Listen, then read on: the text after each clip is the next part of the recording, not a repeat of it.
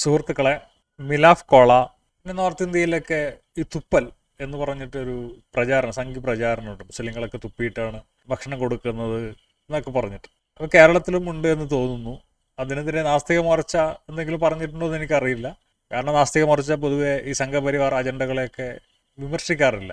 അപ്പോൾ ഈ തുപ്പൽ ജിഹാദ് അങ്ങനെയുള്ള കാര്യങ്ങൾ ഞാനൊരു വീഡിയോ ഇങ്ങനെ കണ്ടിരുന്നു. നോർത്ത് ഇന്ത്യയിൽ ഒരു എം പിയോ BJPയുടെ ഒരാളാണ് അവൻ ഇങ്ങനെ പോയിട്ട് നിങ്ങൾ പേരെഴുതി വെക്കണം, മറ്റുള്ളവർ അത് തിരിച്ചറിഞ്ഞിട്ട് ആ കടയിൽ നിന്ന് സാധനം വാങ്ങുക എന്നുള്ള ആ ഒരു രീതി, ഞമ്മൻ്റെ അടുത്ത് നിന്ന് മാത്രം സാധനം വാങ്ങുക എന്നുള്ളൊരു കാഴ്ചപ്പാടാണ്.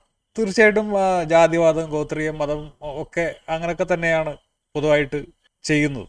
കച്ചവടത്തിലൊന്നും മുസ്ലിങ്ങൾ അങ്ങനെ കേരളത്തിൽ അല്ലെങ്കിൽ ഇന്ത്യയിൽ കാണിക്കാറില്ല എന്ന് തോന്നുന്നു.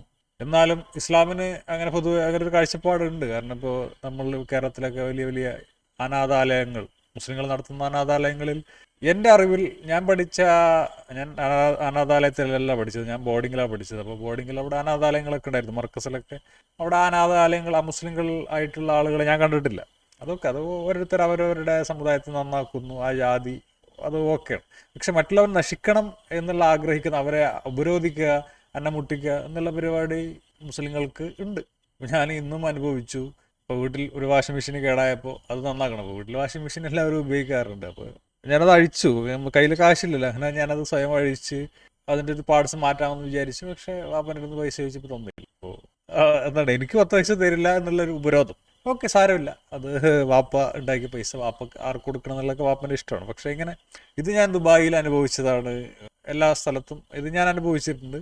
അപ്പോൾ ഞാൻ അങ്ങനെ അവരെന്നോട് ചെയ്തുകൊണ്ട് തിരിച്ചും മുസ്ലിങ്ങളും അനുഭവിക്കണം എന്നല്ല. എന്നോട് ചെയ്ത ആൾ ചിലപ്പോൾ മുസ്ലിം ആയിരിക്കാം, പക്ഷെ എല്ലാ മുസ്ലിങ്ങളും അങ്ങനെ ആവണമെന്നില്ല. ഇനി അങ്ങനെ ആയാൽ തന്നെ അവരോട് അങ്ങനെ ചെയ്യേണ്ട കാര്യമില്ല. എവിടെയാണ് തീവ്രവാദം ജനിക്കുന്നത്, എവിടെയാണ് ഭീകരവാദം ജനിക്കുന്നതെന്ന് ചോദിച്ചാൽ അതിന് മതം മാത്രമാണോ കാരണം എന്ന് ചോദിച്ചാൽ അതിന് വേറെ ഒരുപാട് കാരണങ്ങളുണ്ട്. സാമ്പത്തികമായ കാരണങ്ങളുണ്ട്, വ്യക്തിപരമായ ശത്രുതകളുണ്ട്, ആ സമൂഹം അയാളോട് ചെയ്തിട്ടുള്ള ക്രൂരതകളുണ്ട്. ഇപ്പോൾ ഗസയിൽ കുറച്ച് തീവ്രവാദികൾ കയറി അവിടെ ആക്രമിച്ചു. അവരുടെ തീവ്രവാദത്തിൻ്റെ കാരണം എന്താണ് എന്നുള്ളത് വേറെ വിഷയം, അവരെങ്ങനെ തീവ്രവാദികളായി എന്നുള്ളതും വേറെ വിഷയം. അപ്പോൾ ഇസ്രായേലിൽ വന്നിട്ട് ആക്രമിച്ചു. ആ ആക്രമണം സമാധാനം കൊണ്ടുവരുമോ? ഇല്ല. പക്ഷെ അവർക്ക് അതല്ലാതെ വേറെ വഴിയുണ്ടോ എന്ന് ചോദിച്ചാൽ, കാരണം അവിടെ മിഡിൽ ഈസ്റ്റിൽ എല്ലാവരും അബ്രഹാം അക്കോർഡ്സ് എന്ന് പറഞ്ഞ എല്ലാ രാജ്യങ്ങളും ഇങ്ങനെ പരസ്പരം കൈകോർത്ത് പിടിക്കുമ്പോൾ ആ ജനത അങ്ങ് ഇല്ലാതാവുകയാണ്, അവരുടെ ആഗ്രഹങ്ങൾ ഇല്ലാതാവുകയാണ്. അവർ കയറി വന്നവർ അല്ലെങ്കിൽ മറ്റുള്ളവർ അവരെ ഭരിക്കുകയാണ്. അതും ഒരു മതരാഷ്ട്രം. അപ്പം അതിനെ അവർ പ്രതികരിച്ച രീതി തീർച്ചയായിട്ടും അവർക്ക് അതിൻ്റെ തിക്താനുഭവം അനുഭവിക്കേണ്ടി വന്നു. 45,000ഓളം മനുഷ്യർ ഗസയിൽ കൊല്ലപ്പെട്ടു. അതിൽ കൂടുതലും കുഞ്ഞുങ്ങളും സ്ത്രീകളുമാണ്. അവരുടെ ആ നാടും പൂർണ്ണമായിട്ടും തകർത്തെറിയപ്പെട്ടു. അതിൽ ഈ തീവ്രവാദാക്രമണത്തെ അനുകൂലിക്കുന്നവനും അല്ലാത്തവരും ഒക്കെ ഉണ്ടാകും. അപ്പോൾ ഇവർ ഇസ്രായേലിനെ ഇനി എങ്ങനെയാണ് കാണുക? തീവ്രവാദത്തിന് നന്നായിട്ട് വളരാനുള്ള എല്ലാ വളവും ഇട്ടിട്ടാണ് ഇസ്രായേൽ പോകുന്നത്. 1 വർഷത്തിൽ കൂടുതലായി ആക്രമണം തുടങ്ങിയിട്ട്. വിശക്കുന്ന വയറുകൾ, ചിലപ്പോൾ ഒരു വീട്ടിൽ 4-5 കുട്ടികളൊക്കെ ഉണ്ടെങ്കിൽ മുതിർന്ന ഒരു കുറച്ച് തിരിച്ചറിവൊക്കെയുള്ള കുട്ടി ചെറിയ തൻ്റെ കുഞ്ഞനുജൻ അല്ലെങ്കിൽ കുഞ്ഞനുജത്തി ഇങ്ങനെ കരയുന്നതും, ചിലപ്പോൾ കൊല്ലപ്പെട്ട ചിതറിത്തെറിച്ച അനുജന്മാരെ കുടുംബക്കാരെയൊക്കെ കാണുന്ന ആളുകൾ ഉണ്ടാകാം, ഉമ്മയെ കാണുന്ന ആളുകൾ ഉണ്ടാകാം. അപ്പോൾ ഇതൊക്കെ തീവ്രവാദത്തിൻ്റെ ഭീകരവാദത്തിൻ്റെ ഇന്ധനമാണ്. അവരൊന്നും ഈ കൂലിപ്പട്ടാളം പോലെയൊന്നുമല്ല. അവരെയൊന്നും നമുക്ക് അവരുടെ മിഷനിൽ നിന്നും പിന്തിരിപ്പിക്കാൻ പറ്റില്ല. കയ്യൂക്ക് എല്ലായ്പ്പോഴും പ്രായോഗികമല്ല. കയ്യൂക്ക് എന്ന് പറഞ്ഞാൽ ഓക്കെ, ഒന്നുകിൽ നിലനിൽക്കുക അല്ലെങ്കിൽ ചാവുക എന്നുള്ള സമയത്ത് മാത്രം എടുക്കേണ്ട ഒരു സാധനമാണ്, അവസാന ഘട്ടം. അത് എപ്പോഴും എടുക്കേണ്ട കാര്യമല്ല. ചിലർ നമ്മൾ ആക്രമിക്കാൻ വരുമ്പോൾ അവരവസാനം വിചാരിക്കും ഇവൻ എന്നോട് അക്കാലത്തൊരു നന്മ ചെയ്തിട്ടുണ്ടല്ലോ എന്ന് പറഞ്ഞ് തിരിച്ചു പോകും. അത് നന്മക്ക് അങ്ങനെ ഒരു ഗുണമുണ്ട്. അപ്പോൾ ഗസ കോംപ്ലിക്കേറ്റഡ് ഇഷ്യൂ ആണ്, അത് മതമാണ്, എല്ലാം ശരിയാണ്. പക്ഷേ ഇവിടെ ഇന്ത്യയിൽ ഇപ്പോൾ ഈ BJPക്കാർ തന്നെ പറയുന്നുണ്ട് അമേരിക്ക ഇന്ത്യയിൽ ഇടപെടുന്നുണ്ട്. അങ്ങനെ പുറം രാജ്യക്കാർക്ക് ഇടപെടാൻ നമ്മുടെ രാജ്യത്ത് വ്രണങ്ങൾ ഉണ്ടാക്കി വെക്കുകയാണ് BJPക്കാർ ചെയ്യുന്നത്. അത് ഇവർ തീ കൊണ്ടാണ് കളിക്കുന്നത്. അയോധ്യയിലോട്ട് ചുരുങ്ങുക, മറ്റേ പ്രാദേശിക ദൈവങ്ങളെ ഇല്ലാതാക്കുക, അങ്ങനെ പല കുത്തിത്തിരിപ്പുകൾ ഇവർ ചെയ്യുന്നുണ്ട്. ഇതൊക്കെ ഇസ്ലാം ചെയ്തിട്ട് അത് കോപ്പിയടിക്കുകയാണ്. ഇസ്ലാമിന് എന്നും ഒരിക്കലും അറേബ്യ സമാധാനം ഉണ്ടായിട്ടേ ഇല്ല. എപ്പോഴും അടിയും കുത്തും വക്കാണൊക്കെ തന്നെയായിരുന്നു. മുഹമ്മദ് കൊല്ലപ്പെട്ടപ്പോൾ തന്നെ മുഹമ്മദിൻ്റെ കുടുംബക്കാരെ മൊത്തം മറ്റുള്ളവർക്കും അക്രമം ഒരിക്കലും പരിഹാരമല്ല, വെറുപ്പ് പരിഹാരമല്ല, സഹകരണമാണ് പരിഹാരം. അത് മനസ്സിലാക്കേണ്ടതുണ്ട്.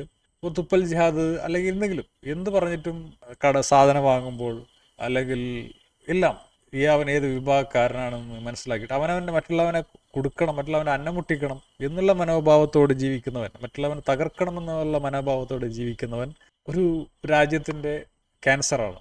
അവന് തന്നെ ക്യാൻസറാണ്. മറ്റുള്ളവൻ നശിക്കണമെന്ന് ആഗ്രഹിക്കുന്നവൻ ഒരിക്കലും രക്ഷപ്പെടില്ല. ജീവികൾ ഒരുപാട് ട്രില്യൺ എന്ന് പറയുമ്പോൾ ലക്ഷം കോടി ജീവികളാണ് നമ്മുടെ ശരീരത്തിൽ ഉള്ളതെന്നാണ് പറയുന്നത്. അവരുടെ ഏകോപനമാണ് നമ്മുടെ ജീവൻ. അവരൊക്കെ നമ്മുടെ ശരീരത്തിൽ വിഘടിച്ച് പോകുമ്പോഴാണ് നമ്മൾ മരണമെന്ന് പറയുന്നത്. അപ്പോൾ ആ സ്നേഹം ഉണ്ടായി കഴിഞ്ഞാൽ നമുക്ക് ആരോഗ്യം കൂടും, സന്തോഷം കൂടും. ഇനി ആരോഗ്യം ഉണ്ടായിട്ടും കാര്യമില്ല, എന്തിനിങ്ങനെ വെറുതെ നരകിച്ച് മറ്റുള്ളവനെ വെറുത്തിട്ടൊക്കെ ജീവിക്കണം. അപ്പോൾ ഈ മിലാഫ് കോള എന്നൊക്കെ പറഞ്ഞിട്ട് പുതിയൊരു സൗദി പരിപാടി എന്തോ ഇറങ്ങിയിട്ടുണ്ട് അവർ. എനിക്കറിയില്ല, ഈ കോള അല്ലെങ്കിൽ വമ്പൻ കമ്പനികളൊക്കെ, അതൊക്കെ വമ്പൻ മുതലാളിമാരൊക്കെ ചിലപ്പോൾ അവരുടെ ഷെയറുകളൊക്കെ ഇതായിട്ട് ചെറിയ നഷ്ടങ്ങളൊക്കെ സംഭവിച്ചേക്കാം. പക്ഷെ നമ്മുടെ ഈ പാവപ്പെട്ട അന്നന്നത്തെ അന്നത്തിന് വേണ്ടിയിട്ട് കഷ്ടപ്പെടുന്ന ആളുകളുടെ അന്നം മുട്ടിച്ചു കഴിഞ്ഞാൽ അവരുടെ വീട്ടിലെ കുട്ടികൾ പട്ടിണി കിടന്ന് കരയും. അത് കാണാൻ അവിടെ ജീവികളുണ്ടാകും, മനുഷ്യരുണ്ടാകും. ആ മനുഷ്യർക്ക് മറ്റുള്ളവരോട് പക വരും. എന്നിട്ട് അവർ എന്തെങ്കിലും ചെയ്യും. അതിനടിച്ചമർത്താൻ തിരിച്ച് പ്രത്യാക്രമണം ഉണ്ടാവും. അത് പിന്നീട് ആ പക ഇങ്ങനെ പുകഞ്ഞ് അത് വലിയൊരു വ്രണമായിട്ട് മാറും. ആ വ്രണങ്ങളിൽ ഈച്ചകളും പുറത്തുനിന്നുള്ള ഈച്ചകളും മറ്റും വന്നിരിക്കും. അത് വലിയൊരു പ്രശ്നമായിട്ട് മാറും. അതായത് ഇവരെ തന്നെ സംഘികൾ തന്നെ പറയുന്ന പോലെ ഇറാനിൽ ഈ തട്ടമിടാത്ത സ്ത്രീകൾ അവിടെ ഇറാൻ തകരുന്നു എന്നൊക്കെ പറയുന്നു. എന്തുകൊണ്ടാണ്? ആ രാജ്യത്ത് ജനങ്ങളുടെ വികാരം അവിടുത്തെ ഭരണകൂടം എടുക്കാത്തത് കൊണ്ടാണ്. അപ്പോൾ അത് എന്ത് ചെയ്യും? ഈ സംഘികളെ പോലെയുള്ള ക്ഷുദ്രജീവികൾ മുതലെടുക്കും. സാമ്രാജ്യത്വ മോഹികൾ, വർഗീയതയുള്ളവർ ഒക്കെ ഇങ്ങനെ മുതലെടുക്കാൻ ശ്രമിച്ചുകൊണ്ടിരിക്കും. ഇതേ പ്രശ്നം ഇന്ത്യയിലുണ്ട്. ഇന്ത്യയിലുള്ള പ്രശ്നം മുതലെടുക്കാൻ മറ്റുള്ളവർ കാത്തിരിക്കുന്നുണ്ട്. സ്റ്റേറ്റ്മെന്റ് കണ്ടു, ആർഷ സംസ്കാരം എന്തോ സൂപ്പറാണെന്നൊക്കെ പറഞ്ഞു. ബുദ്ധി വിവരമുള്ളവൻ പറയൂ. ഒരു 50 വയസ്സ് മുരളിക്കൊക്കെ എന്തായാലും ഒരു 50-55 വയസ്സൊക്കെ ഉണ്ടെന്ന് തോന്നുന്നു. അപ്പോൾ അദ്ദേഹം ചെറുപ്പകാലഘട്ടത്തിലൊക്കെ കണ്ട കാര്യങ്ങൾ വെച്ചിട്ട് അങ്ങനെ പറയൂ. കോണകം വരെ എടുക്കാനില്ലാത്തവർ ആർഷ സംസ്കാരം പറയും. ഈ ആൻഡമാൻ നിക്കോബാർ ദ്വീപുകളിലൊക്കെ പോകുന്ന ഭാഗത്ത് ഈ സെന്റിനൽ ദ്വീപ് എന്നൊക്കെ പറഞ്ഞിട്ടുണ്ട്. ഇത്ര അവിടെയൊക്കെ പോയി കഴിഞ്ഞാൽ ഈ ഗോത്രവർഗ്ഗക്കാർ ശൂലത്തിൽ കയറ്റിയല്ല, ഈ കുന്തത്തിൽ കയറ്റിയിട്ട് കോർക്കുന്നാണ് പറയുന്നത്. അപ്പോൾ നമുക്ക് അവരെ കീഴടക്കാനുള്ള ആയുധം ബലമൊക്കെ ഉണ്ട്. പക്ഷെ അവരവരുടെ ജീവിതമായിട്ട് മുന്നോട്ട് പൊക്കോട്ടെ എന്ന് വിചാരിച്ച് വിട്ടിരിക്കുകയാണ്. അപ്പോൾ അതേപോലുള്ള ആൾക്കാർ ഇവിടെ ഉണ്ടായിരുന്നു. ഇവിടെയൊക്കെ വന്നത് ഈ സിവിലൈസേഷനാണ്. അപ്പോൾ അത് പല രീതിയിൽ വന്നു. എല്ലാവരും അവരെ സ്വാർത്ഥതരം മുതലെടുക്കാനായിട്ടാണ് വന്നത്. നമ്മുടെ ഈ സിസ്റ്റം, ഇപ്പോൾ ഇന്ന് ഇന്ത്യയിൽ നിലനിൽക്കുന്ന സിസ്റ്റം, അതൊരിക്കലും ആർഷ സംസ്കാരമൊന്നുമില്ല. അതിലും ഉൾക്കൊണ്ടിട്ടുണ്ട്. പക്ഷെ അത് ഒരുപാട് മിക്സ്ചറാണ് ഈ സിസ്റ്റങ്ങളൊക്കെ. അപ്പം ആർഷം എന്നൊക്കെ പറഞ്ഞിട്ട് അതൊന്നും നടപടിയാവുന്ന ഒരു സംഗതിയല്ല. അപ്പം അതൊക്കെ പഴയ കാലങ്ങളിൽ വിവരമില്ലാത്തവർ പഴയ കാലങ്ങളിൽ ചെയ്തു കൂട്ടിയതാണ്. അന്ന് അവർക്ക് അത്രേ അറിവുണ്ടായിരുന്നുള്ളൂ, പുരോഗമനം ഉണ്ടായിരുന്നുള്ളൂ. നമ്മൾ അതൊക്കെ താണ്ടി ഇവോൾവ് ചെയ്ത് വന്നു, പരിണാമം സംഭവിച്ചു. അപ്പം അതിനനുസരിച്ച് നമ്മൾ എല്ലാവരോടും കൂടി സഹകരിക്കുക, ജീവിക്കുക. അതാണ് നമ്മുടെ യാഥാർത്ഥ്യം. നിസ്സഹകരണവും അന്നം മുട്ടിക്കലും വെറുപ്പും മാറ്റി നിർത്തലും ഒക്കെ നമ്മുടെ രാജ്യത്തിൻ്റെ തകർച്ചയിലേക്കാണ് കൊണ്ടെത്തി. ഒരു വര അതിങ്ങനെ മുറിവായിട്ട് മാറും, വിടവായിട്ട് മാറും. ആ വിടവ് അവസാനം അതിങ്ങനെ തകരും. അതിലോട്ടൊന്നും കാര്യങ്ങൾ നീക്കാതിരിക്കുക എന്ന് പറഞ്ഞുകൊണ്ട് നിർത്തുകയാണ്. പരസ്പരം സഹകരിക്കുക, ബിസിനസ് ചെയ്യുക. ഞാൻ മാത്രം എന്ന് പറഞ്ഞിട്ട് പോയാൽ നടക്കില്ല. കാരണം മനുഷ്യനൊരു കൂട്ടായ്മ ജീവിയാണ്. മനുഷ്യന് എല്ലാവരുടെയും സഹകരണം ആവശ്യമുണ്ട്. അപ്പോൾ ആ രീതിയിൽ മനുഷ്യന് മുന്നോട്ട് പോകാൻ പറ്റുള്ളൂ. അത് മനസ്സിലാക്കുക. മറ്റുള്ളവർ നശിക്കണമെന്ന് ആഗ്രഹിക്കുന്ന ഒരുത്തനും രക്ഷപ്പെടില്ല, രക്ഷപ്പെട്ട ചരിത്രമില്ല. കാരണം അങ്ങനെയാണ് അവസ്ഥ. അപ്പോൾ നമ്മൾ ജീവിക്കുന്ന നമ്മുടെ സുഖ സൗകര്യങ്ങളൊക്കെ മറ്റുള്ളവരുടെയും ഒരു ഔദാര്യമൊന്നുമല്ല, മറ്റുള്ളവർ വകവെച്ച് തരുന്നതാണ്. അതുകൊണ്ടാണ് നമ്മൾ അവർക്കും വകവെച്ച് കൊടുക്കുന്നത്. നമ്മൾ അതിനാണ് സിസ്റ്റം ഉണ്ടാക്കിയിട്ടുള്ളത്. ഈ മാർഗത്തിലൂടെ നീ ചെയ്താൽ നിനക്ക് കിട്ടും. അപ്പോൾ നമ്മൾ ഗോട്ടി കളിക്കുകയാണെങ്കിലൊക്കെ നമ്മൾ കളികൾക്കൊന്നും നിയമമുണ്ട്. ആ നിയമം എല്ലാവർക്കും ഒരുപോലെ ഇരിക്കണം. ഇല്ലെങ്കിൽ പിന്നെ തോന്നിവാസമാണെങ്കിൽ പിന്നെ അവിടെ മര്യാദക്ക് കളി നടക്കില്ല. അപ്പോൾ അതേപോലെ നിയമങ്ങളും സംവിധാനങ്ങളും ഒക്കെ അതിൻ്റെതായ വഴിക്ക് പോകണം. ആരെങ്കിലും അവരവർക്ക് നേരിടുന്നു തോന്നുന്നുവെങ്കിൽ, ഒറ്റമ്മ നയം ആർക്കെങ്കിലും ഫീൽ ചെയ്യുമെങ്കിൽ അവരെ നമ്മൾ ചേർത്ത് പിടിക്കുക, അവർക്ക് കൂടുതൽ ലാളന കൊടുക്കുക, കെയർ കൊടുക്കുക എന്നുള്ളതൊക്കെ ഒരു വികസിത സമൂഹത്തിൻ്റെ, ആരോഗ്യകരമായ സമൂഹത്തിൻ്റെ കാഴ്ചപ്പാടുകളാണ്. അങ്ങനെ മുന്നോട്ട് പോകാൻ പറ്റുള്ളൂ. അല്ലെങ്കിൽ ആ സമൂഹം തകരും എന്ന് പറഞ്ഞുകൊണ്ട് വീണ്ടും നിർത്തുകയാണ്. അപ്പോൾ ശരി.